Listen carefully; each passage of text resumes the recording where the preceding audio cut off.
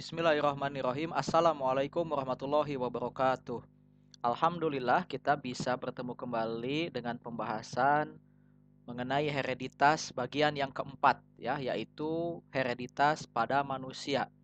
Sebelumnya kita sudah membahas mengenai hereditas Mendel, kemudian juga pola-pola hereditas, dan sekarang kita akan membahas mengenai hereditas pada manusia. Semoga Allah Subhanahu wa taala memberikan pemahaman kepada kita semua mengenai materi-materi yang dijelaskan. Baik, tentang hereditas pada manusia.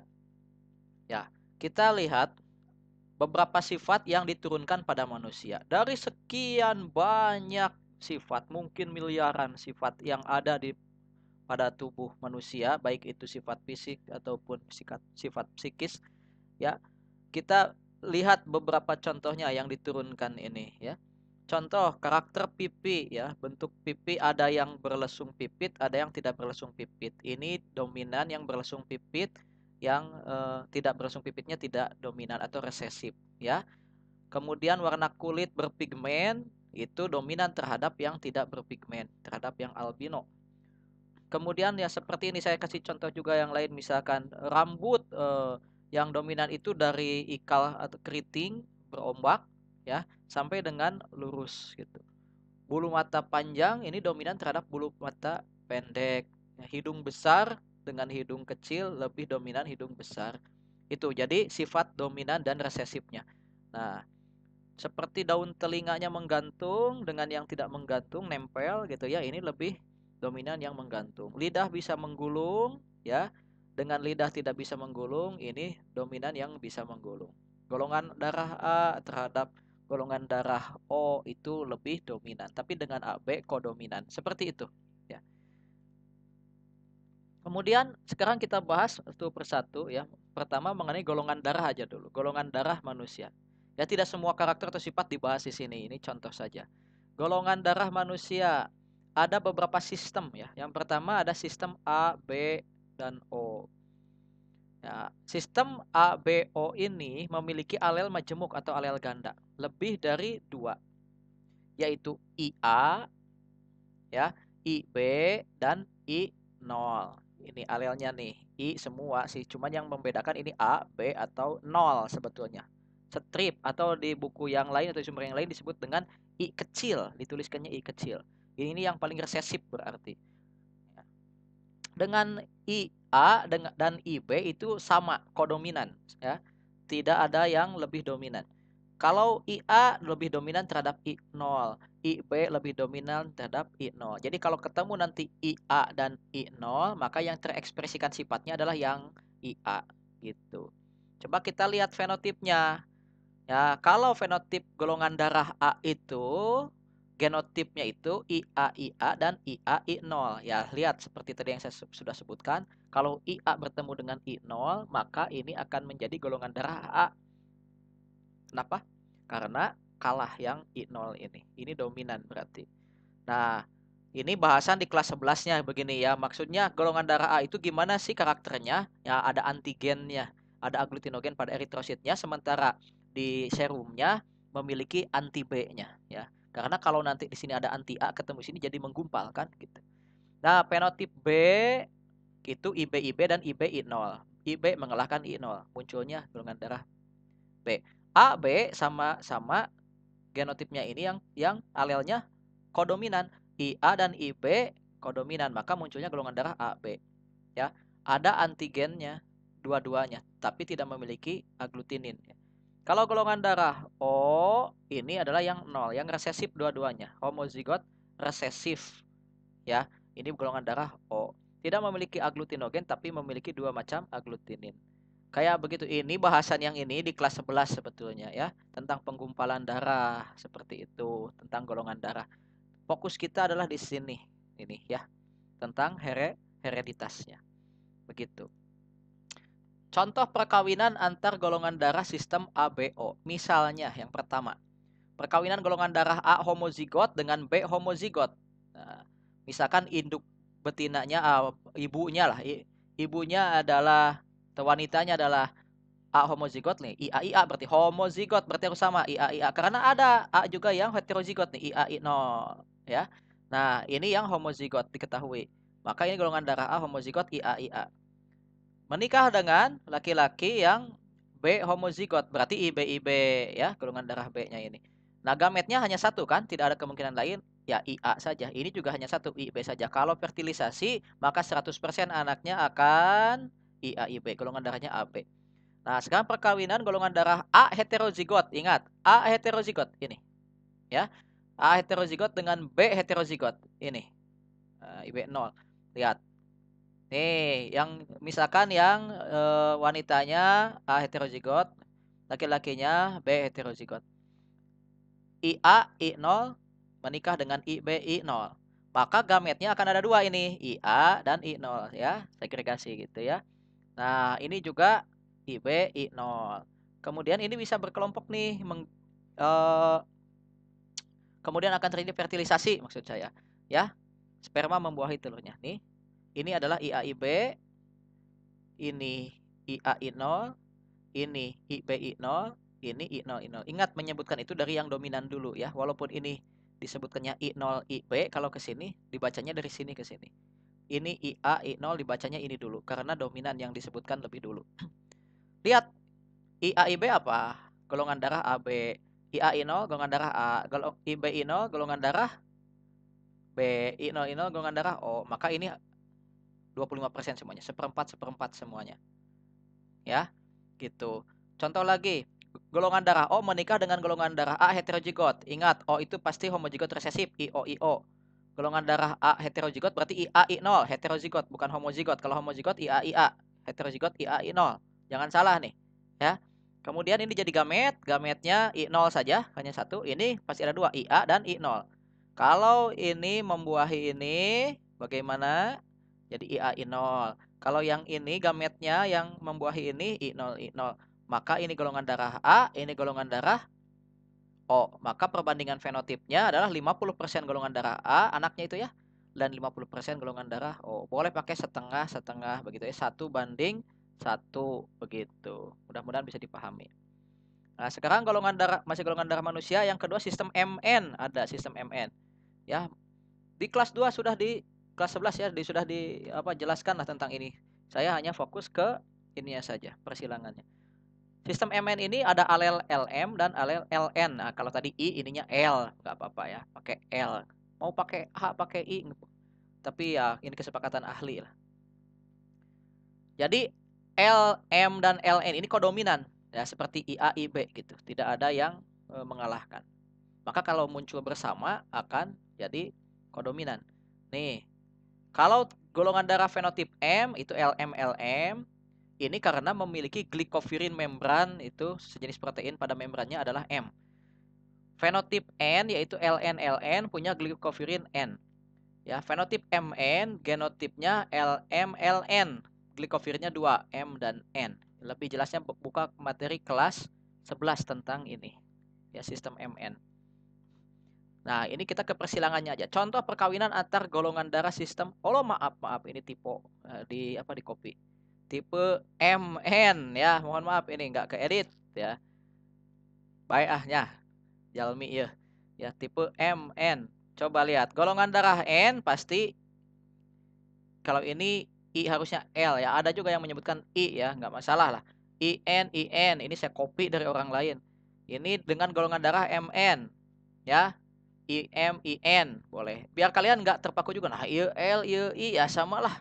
Ada orang yang menggunakan I, ada orang yang menggunakan N seperti ungu, UU ya dengan kok ini PP purple gitu ya, nggak masalah gitu. Tapi ini kesepakatannya sebenarnya biasanya L ya. Kalau I itu sebenarnya untuk yang ABO. Ya. Lihat kembali ke sini, kembali ke laptop ya. Golongan darah N itu pasti IN ya. Golongan darah MN adalah IN. Nah, gametnya pasti ini satu IN saja, kalau ini IN. Tinggal silangkan saja begini, bikin kotak. Ini masukkan gametnya ke sini, ini masukkan gamet ini ke sini, gabungkan. Kalau ini gabung dengan ini seperti ini, yang ini bergabung ke sini IN. Nah, seperti ini. Maka anaknya adalah MN 50%, N 50%. Bisa meureun lah nu kieu mah. Ya. Kemudian sistem resus. Nah, ini juga ada di kelas 11 ya. Bagaimana tentang sistem resus ini lebih panjang lebarnya di kelas 11. Golongan darah tipe resus ini ada resus positif, ada resus negatif. Ini berdasarkan keberadaan antigen resus dalam eritrosit. Kalau resus positif ada antigennya, kalau resus negatif tidak ada. Genotip resus positif ini yang homozigot dominan atau heterozigot. Yang homozigot resesifnya berarti resus negatif. Nah, reaksi terhadap antiresus atau anti-D. Kalau dikasih antinya, kalau yang resus positif akan menggumpal. Kalau resus negatif tidak akan menggumpal. Ya. Contoh masalah pada perkawinan antar golongan darah sistem resus. Benar ini Maya, sistem resus. Nah, lihat. Kita silangkan. Kalau ayahnya resus positif, ibunya resus positif, janinnya pasti resus positif. Ya. Tidak ada masalah. Kalau ayahnya resus negatif, ibunya resus positif, tidak akan ada masalah. Ya, janinnya resus positif, tidak ada masalah. Ibu resus negatif, ke sini dulu ya. Ayah resus negatif, tidak akan ada masalah juga. Karena tidak akan digumpalkan nanti. Ya. Nah, kalau yang jadi masalah ini nih, ketika ayahnya resus positif, ibunya resus negatif, ada kemungkinan kan si janinnya itu ngalah ke bapak. Ya, resusnya resus positif. Ketika janin ini resus positif akan timbul masalah karena beda dengan ibu. Ya. Karena ini beda dengan ibu. Ya. Kalau misalkan ini tidak masalah ya. Walaupun misalkan nanti ayahnya resus negatif, ibunya resus positif gitu ya. Kemudian kalau resus negatif dengan resus positif kemungkinan akan ada juga kan yang ini, yang resus negatif, tapi tidak masalah kalau yang negatifnya itu di bayi. Tapi yang akan jadi masalah itu bayinya yang positif, ibunya yang negatif. Loh, kenapa? Coba kita lihat. Sebenarnya kelas 11 itu. Janin dengan resus positif yang dikandung oleh ibu dengan resus negatif akan ada masalah. Berpotensi dapat masalah. Hal ini dikarenakan adanya antigen resus pada bayi. Ya, ingat resus positif dia punya antigen pada bayi ya, ada antigen dalam eritrositnya ya pada bayi. Menyebabkan ibu akan merespon karena anak itu kan dikandungnya oleh ibu bukan oleh bapak ya. Si ibunya itu resus negatif. Ya. Si ibunya ketika ada antigen, antigen itu dianggap senyawa asing. Di si bayi itu kan terbentuk ada antigen karena resus si bayinya itu positif. Maka dengan hadirnya antigen, si ibu serta-merta akan mengeluarkan atau memproduksi antibodi resus. Nih, anti ini. Maka kalau ada anti resus, ya, bertemu dengan resus positif akan menggumpal. Pada bulan-bulan akhir kehamilan bisa terjadi rembesan darah ibu ke anak di awal-awal karena adanya plasenta, di awal-awal kehamilan mungkin tidak berpengaruh. Tapi di akhir-akhir menjelang kelahiran, biasanya itu ada rembesan darah dari ibu ke anak masuk sehingga antibodi yang diproduksi si ibu akan bisa menggumpalkan antigen pada bayi. Maka darah bayinya itu menggumpal. Ya, biasanya untuk kelahiran pertama sih kalau bayi positif itu ya masih selamat karena antibodi yang diproduksi ibu masih sedikit. Jadi yang digumpalkannya masih sedikit, paling hanya ikterus ya, hanya kuning-kuning. Namun untuk kehamilan bayi resus positif berikutnya si adiknya ternyata positif juga. Ini yang bisa berpotensi masalah yang fatal, yaitu bayinya itu bisa mengalami penyakit yang namanya atau kelainan yang namanya erythroblastosis fetalis, yaitu sebuah gangguan anemia kronis yang disebabkan adanya hemolisis sel darah merah. Sel darah merahnya mengalami lisis, hemolisis, pecah. Ya, anemia kronis nantinya kekurangan sel darah merah dan ini menyebabkan kematian atau keguguran pada janin tersebut. Ini yang berpotensi masalah. Walaupun sekarang katanya sudah ada pengendalinya, bukan bukan apa? Bukan genetikanya ya. Tapi lebih ke arah dikendalikan lah, bukan dihilangkan gitu. Inilah pentingnya kita itu harus melihat apa namanya tuh nasab ya. Dalam Islam itu harus melihat nasab kalau memilih pasangan. Jadi kalau ada lagu katanya sampai ditanya golongan darah sampai gimana itu kan seperti zaman Siti Nurbaya. Katanya begitu ya. Kalau udah cinta mah nggak usah nanya-nanya apa. Oh, dalam Islam disuruh nanya nasab itu. Minimalnya diteliti. Gimana kalau ternyata menasab ke atasnya itu dia punya sindrom fragil misalkan ya, atau misalkan ada kelainan cacat jantung, jiwa ya, atau mandul terus dan lain sebagainya. Itu kan nantinya jadi pertentangan ya. Itu sedikit intermezzo. Kita lanjutkan. Ada kelainan atau penyakit genetik pada manusia. Ya. Pertama, dikarenakan adanya alel resesif autosomal, misalnya albinisme, thalassemia, sickle cell anemia, fibrosis sistik, fenilketonuria, galaktosemia, dan masih banyak yang lain. Ini penyebabnya satu sama ya, adanya alel resesif autosom. Ya. Kemudian yang berikutnya, disebabkan alel dominan autosomal. Ya, kalau ini alel resesif, jadi akan terekspresi kalau dalam keadaan resesif, kalau ini akan terekspresi dalam keadaan dominan. Misalnya akondroplasia atau dwarfisme ya, cebol, kekerdilan. Nah, brachidaktili ya, pendek jari. Huntington ini saraf ya. Kemudian polidaktili jari banyak lebih dari seharusnya. Dan lain-lain. Ini karena alel dominan autosomal. Ada juga yang disebabkan alel resesif terpaut kromosom kelamin X. Nah, ini gennya adalah resesif, alelnya resesif, gen itu dan tertaut kromosom kelamin X. Misalnya buta warna, hemofilia ya, darah sukar membeku.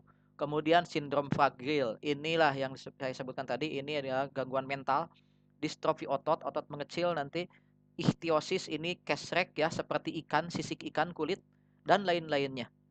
Masih banyak. Disebabkan apa? Alel resesif ya dan terpaut kromosom X. Ya. Kemudian ada alel resesif terpaut kromosom Y.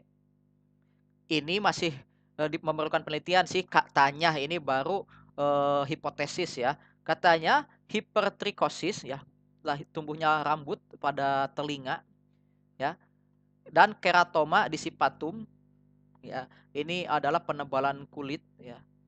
Penebalan kulit di tempat-tempat tertentu. Nah, ini katanya di kromosom kelamin Y. Maka kalau diturunkan ini pasti ke semua anak laki-lakinya karena terpaut Y. Setiap kali sperma Y membuahi, pasti anak laki-lakinya itu ya hasilnya itu pasti terkena ini katanya. Begitu. Namun hal ini masih perlu diteliti lanjutan.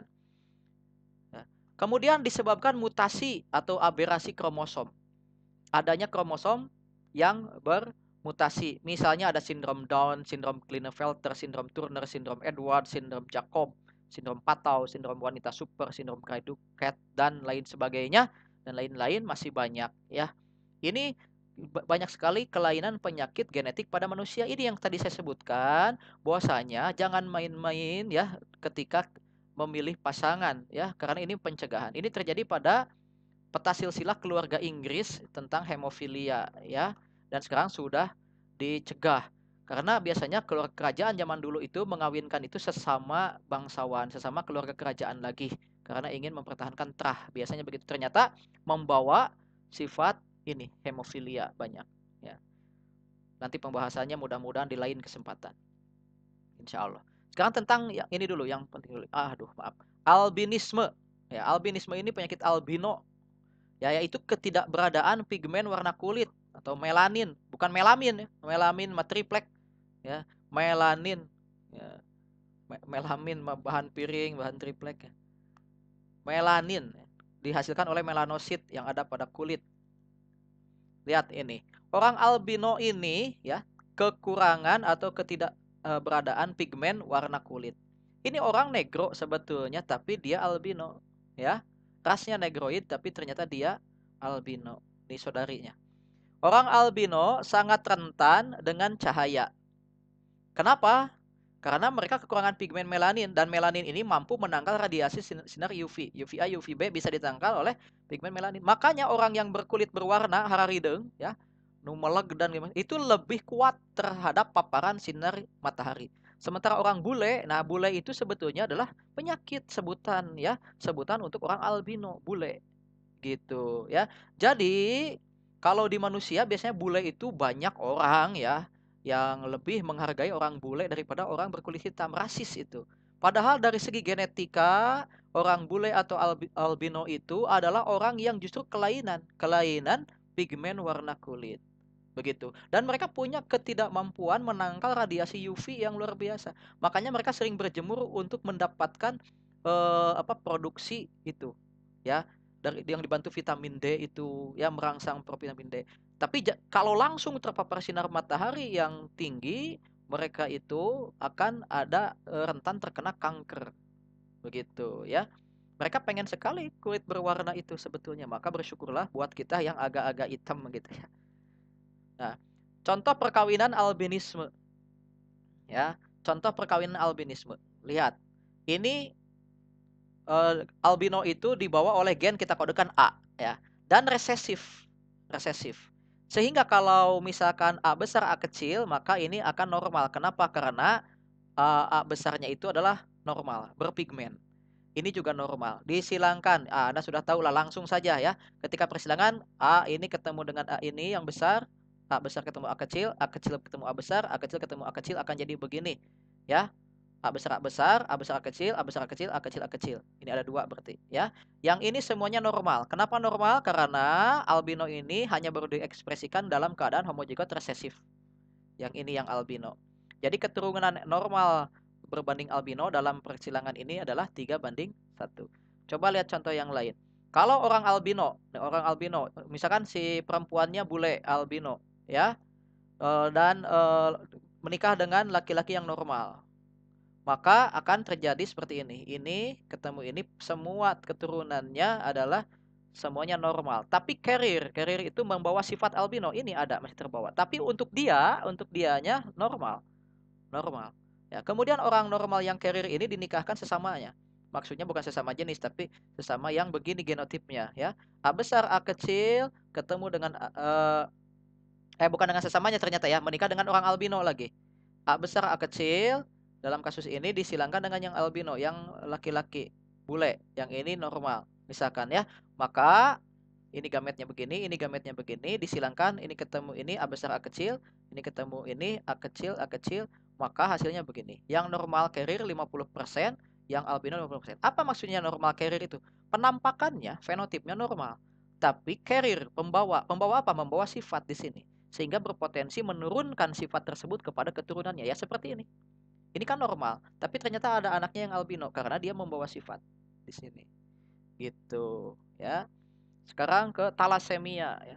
Kelainan pada gen yang memproduksi sel darah merah sehingga mengakibatkan anemia yang hebat. Jadi ini kelainan genetik talasemia ini. Mengakibatkan anemia maksudnya bukan penyakitnya, tapi anemia itu gejalanya, gejala kekurangan sel darah merah. Dan ketika ini kejadiannya hebat, ya, itu bisa disebut talasemia ketika memang diketahui penyebabnya adalah gen yang memproduksi sel darah merahnya itu terganggu. Ada talasemia mayor, ini dalam keadaan homozigot dominan. Dan ada talasemia minor yang dalam keadaan heterozigot. Yang ini ekspresinya sedikit atau bahkan sama sekali tidak berekspresi, tapi dia carrier, membawa sifat. Ya, kalau talasemia mayor ini penderita. Ini penderita. Dan tingkatannya nanti ada apa? Talasemianya itu ada tingkatannya, ya. Alfa, gamma dan sebagainya. Gitu. Nah, sekarang kita lihat saja persilangannya. Sesama talasemia minor, ya. Ini heterozigot berarti talasemia minor. Dia membawa sifat loh nih, ya. Dan ini dalam keadaan homozigot, ya. Lihat nih. Talasemia mayor ini hasilnya, dan ini talasemia minor. Oh, mohon maaf, ini berarti homozigot dominan, ya. Ternyata talasemia itu homozigot dominan. Kemudian talasemia minor. Nih. Ada dua, sama ya, seperti gini. Lihat ini tabelnya saja. Ini talasemia mayor, ini talasemia minor, ini normal. Mohon maaf, ini kesalahan, ini T kecil. Ini T kecil seharusnya. Ya, mohon maaf, ini tipe lagi nih. T kecil, ya. Biasa suka ada tipe. Ya, gitu. Yang penting kalian ngerti ya. Inilah T kecil. Ya. Oke. Kemudian akondroplasia atau dwarfisme. Ya, kerdil, cebol, pendek kakinya dan agak membengkok, ya. Disebabkan oleh alel dominan, ya. Menyebabkan kekerdilan atau dwarfisme. kerdilan, cebol. Ya, D besar letal. Ya, gennya gen D aja dari kata dwarfisme. Letal. Kalau dalam kondisi heterozigot ini dwarfisme, hidup dia. Kalau letal mati ya. Ini hidup yang seperti ini. Kita sering melihat ya. Mohon maaf, ada yang seperti ini. Dwarfisme. Kalau D kecil normal justru. Yang heterozigot, yang homozigot resesif justru normal. Heterozigot berpenyakit begini, yang ini letal adalah yang alelnya dominan, ya, homozigot dominan. Coba lihat contoh pewarisan atau persilangan akondroplasia.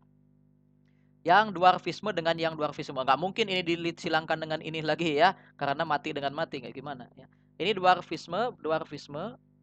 Ya langsung saja, kalau D besar ketemu D besar ini letal, D besar ketemu D kecil dwarfisme, D kecil D besar dwarfisme, ada dua, berarti D kecil normal. Seperti ini. Yang ini meninggal. Ya, ini meninggal.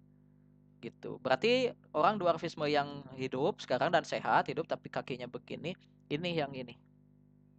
Yang D kecil, D besar D kecil, gitu. Kemudian berikutnya brakidaktili, jari tangan atau kaki memendek. Akibat memendeknya ruas-ruas tulang jari. Bukan memendek sih, kalau memendek seolah panjang dulu kemudian mendekkan ya. Tapi memang sejak lahir pendek, lebih pendek daripada seharusnya gitu. Ruas tulang jarinya, lihat ini. Ini pendek. Yang ini seharusnya yang normal, ini panjang, ternyata ini pendek-pendek. Kaki juga begini. Ini malah harusnya agak panjang gitu ya. Ini memendek. Ya. Karena ruas-ruasnya yang lebih pendek gitu. Lihat perkawinan sesama brakidaktili ya. Dan ini juga letal seperti tadi ya. Brakidaktili itu yang heterozigot. Karena kalau yang homozigot dominan itu letal. Nah, kalau disilangkan yang sesama heterozigot, lihat gametnya berarti begini, masukkan ke sini. Ini juga gametnya begini, masukkan ke sini. Ketika disilangkan ini anakannya, fenotipnya begini. Yang B besar ini akan ada 25%. 1 dari 4 ya. 25% ini letal. Yang ini, yang heterozigot, B besar B kecil ada 2, ya berarti 50%. Ini brakidaktili. Akan begini orangnya. Kemudian yang satunya lagi normal. Kalau dari kasus seperti ini. Adat bisa nanti menyilang-nyilangkan bagaimana kalau B besar B kecil dengan B kecil B kecil. Bagaimana kalau B kecil B kecil dengan ya nggak mungkin ya dengan B besar gitu karena letal. Gitu ya. Nah sekarang buta warna. Buta warna adalah kelainan genetik yang disebabkan karena individu tersebut tidak memiliki reseptor warna pada matanya. Bisa sebagian atau seluruh warna yang tidak bisa dia bedakan ya. Akibatnya orang tersebut tidak mampu membedakan sebagian atau seluruh warna ya. Sifat buta warna dibawa oleh gen resesif. Yang ingat gen resesif yang terpaut kromosom X. Jadi terpautnya di kromosom X dan sifat gennya resesif. Oleh sebab itu, buta warna lebih banyak dijumpai pada laki-laki. Karena laki-laki makan XY. Sementara ini tertaut pada kromosom X. Maka ketika ada gen hemofili, gen buta warna jatuhnya sama laki-laki, ya, menimpa seorang laki-laki, lahir laki-laki, maka pasti dia akan menjadi penderita. Kalau perempuan, tidak. Coba lihat seperti ini. Kan harus resesif ya, lihat. Gennya resesif, berarti huruf kecil ya. Dan kromosom X, lihat tidak ada di Y, tidak ada di Y. Nih, pautan biasanya di sini, di atas ditulisnya. X B besar berarti perempuan kan? B besar berarti normal, ya. X B kecil, perempuan kan? B besar B kecil. B besar normal, B kecil buta warna. Tapi ini adalah resesif, ini dominan, kalah. Berarti ini masih normal. Normal ini secara fenotip, tapi karir buta warna. Maksudnya apa? Dia membawa sifat ini. Dia membawa sifat. Bagi dia normal. Tapi nanti bisa menurunkan sifat ini kepada anaknya. Bisa. Kemudian XB kecil ini perempuan kan? B kecil berarti homozigot resesif. Inilah dia wanita penderita buta warna. XB besar Y ini adalah laki-laki. XY tandanya. Ya, genotipnya XY laki-laki. Dan ini B besar dominan, berarti ini normal. Lihat X B kecil Y, inilah gen buta warna atau alel buta warna yang B kecilnya. Maka ini laki-laki penderita buta warna. Lihat, kalau laki-laki hanya butuh satu kromosom X saja kan, dan ketika terpautnya dengan yang ini, dengan B kecil langsung jadi penderita. Kalau perempuan, lihat, kalau hanya satu, dia masih normal karena yang satunya lagi ini adalah yang normalnya XB besar. Butuh dua, XB kecil, baru dia jadi penderita. Maka buta warna lebih berpihak kepada laki-laki. Jadi lebih banyak laki-laki daripada wanita. Alasannya ini, kalau perempuan mah butuh dua dulu kalau untuk jadi penderita. Kalau laki-laki cukup satu karena yang satunya Y gitu. Contoh persilangan buta warna. Kita lihat, laki-laki buta warna menikah dengan perempuan normal, normalnya normal homozigot. Ya, buta warna berarti X B kecil Y laki-laki. Perempuan XX kasih B besar karena normalnya homozigot. Nih. Kalau heterozigot lain lagi nanti persilangannya. Lihat, ini gametnya adalah XB kecil Y. Ini XB besar, XB besar. Ya. Ini XB besar, XB besar. Seharusnya ini satu saja, tutup satu, nggak masalah ya. Tapi supaya lebih jelas, XB besar, nggak masalah. Padahal ini satu juga cukup, kan ini tutup aja. Ketika XB besar ketemu dengan XB kecil, ini perempuan, maka akan jadi perempuan karir. Maksudnya bukan karir kerja, tapi ini adalah pembawa sifat. Normal dia fenotipnya. Normal, tapi karir. Kemudian, ini laki-laki. XB besar, Y. Laki-laki dan normal. Udah sama ini juga. Ya, maka akan ada 50% laki-laki normal dan 50% perempuan carrier. Normal nggak perempuan carrier itu? Normal, berarti 100% anaknya ini normal. Ya, 100% anaknya normal. Loh, padahal laki-lakinya buta warna, perempuannya normal. Kok nggak ada yang ngalah ke bapak gitu? Pasti karena ininya adalah normalnya normal homozigot. Ya. Ini ketika ketemu dengan ini gimana? XB besar Y laki-laki. XB besar XB kecil perempuan yang normal juga, carrier tapi. Gitu. Begitupun dengan hemofilia, nih hampir sama ya, pewarisan sifatnya dengan buta warna. Hemofilia adalah kelainan genetik yang disebabkan karena tidak terbentuknya protein tertentu untuk penggumpalan darah. Buka-buka lagi materi kelas 11 tentang penggumpalan darah. Pembekuan darah ya. Akibatnya darah yang keluar lewat luka akan sukar membeku. Sifat hemofilia ini dibawa oleh gen resesif yang terpaut kromosom X, ya sama dengan buta warna. Oleh sebab itu hemofilia lebih banyak dijumpai pada laki-laki sebagaimana pada kasus buta warna. Ya. Nah sama, tinggal ganti tadi B dengan H nih. Kalau H ini hemofilia gitu, B buta warna tadi. Kok di buku yang lain C pak color, ada CB pak color blind gitu. Ya, ini hemofilia. X H nih normal, besar semua. Ini carrier. Ada yang kecilnya. Ini kecil semua, penderita. Dan biasanya letal. Wanita penderita hemofilia letal. Kenapa? Kenapa ya? Coba kalau perempuan. Kaitannya dengan darah. Ya, menstruasi. Ya. Ketika dia menstruasi kan mengeluarkan darah, maka ini berpotensi untuk darahnya itu sukar membeku dan dia akan kekurangan banyak darah, anemia, kemudian fatal ya, bisa menjadi kematian. Tapi bisa dicegah katanya ya, bisa dicegah. X H besar Y laki-laki normal. X H kecil Y baru laki-laki penderita. Sama dengan buta warna. Contoh persilangan hemofilia. Seorang wanita carrier hemofilia bersuamikan laki-laki normal.